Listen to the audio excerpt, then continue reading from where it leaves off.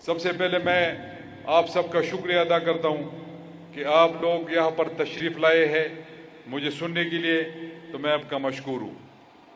दोस्तों, जैसे आप सबको मालूम है, पाकिस्तान के हालात के हवाले से मैं कुछ बात करना चाहूँगा आप लोगों से, और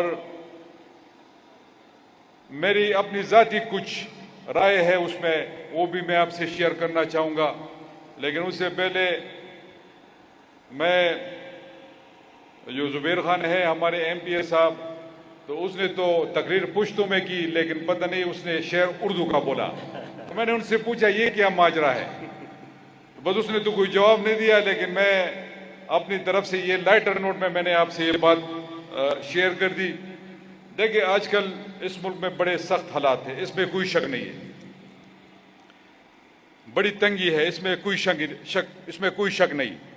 लेकिन ये हालात किस तरह इस मुल्क पे आए, इसके अपने कुछ वजूहात है, और इसकी सबसे बड़ी वजह जो 71-72 साल इन जालिमों ने इस मुल्क पे हुक्मरानी की, उनकी वजह से ये हालात इस मुल्क पे आए हैं।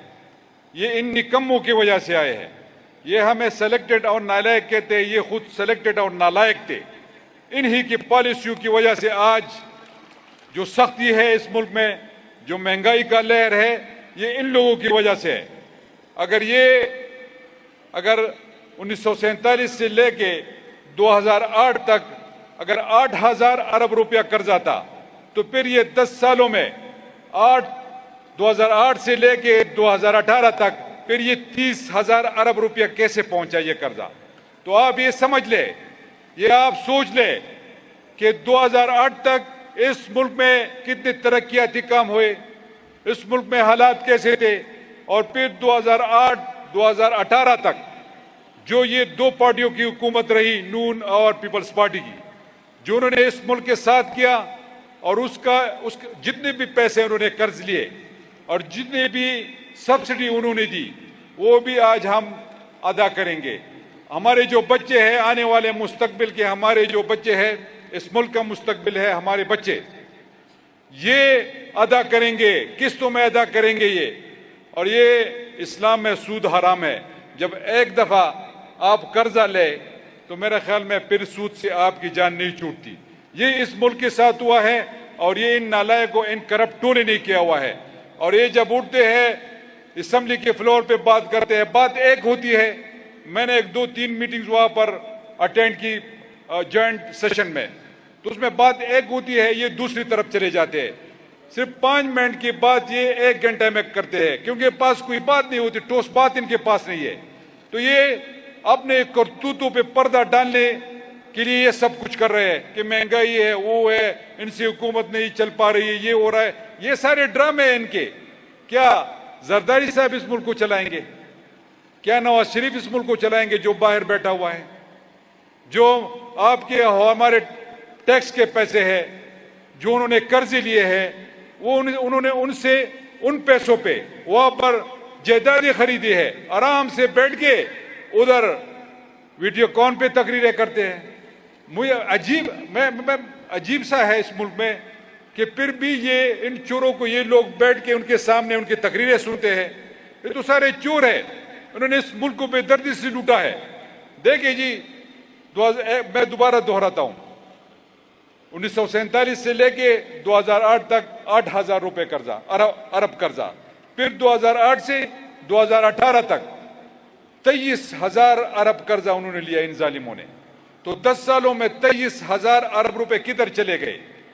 ये पैसा किधर लगा? जिधर मैं जाता हूं, आज मैं अलाई की सरजमीन पे मौजूद हूं, इतना बड़ा सिपासनामा है। मैं जिस भी डिस्ट्रिक्ट में चला जाता हूं, वहां पर इतने मसाइल है, न हल होने वाले मसाइल है, इतने मसाइल है, पता नहीं ये पैसे किधर चले गए। एक मोटरवे सिर्फ खैबर पख्तूनख्वा को उस वक्त दी गई थी, पता नहीं बाकी किधर गए।